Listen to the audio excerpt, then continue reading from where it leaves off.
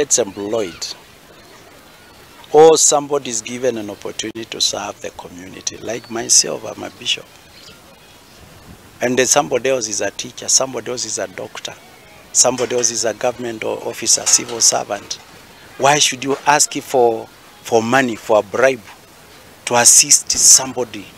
When do you get 50,000 from poor person, somebody who is struggling with even food to eat? And therefore this is corruption, and God hates that.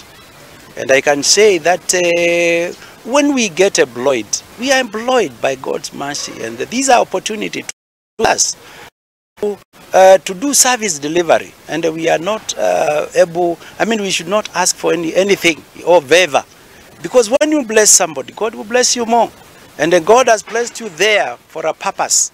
So to me, this bribery issues is corruption, and I want to say that whoever is involved in that kind of life should face the law. Doesn't matter whether he's an administrator in the ward, doesn't matter whether he's a chief, doesn't matter whether he's a professional. Why should you ask for bribe?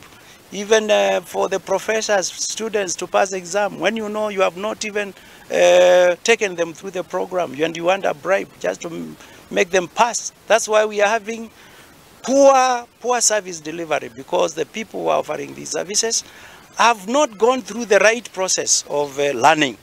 And therefore, we also want to pray that these people are Christians, and the people who are Christians should act as Christians, and not to ask for these bribes and everything that it does development and progress of the community. Na riboti iyo igie kuhurana na ungumania bururi-ini ni yakijikira gaturumo ka maria ndaiko ngikumathira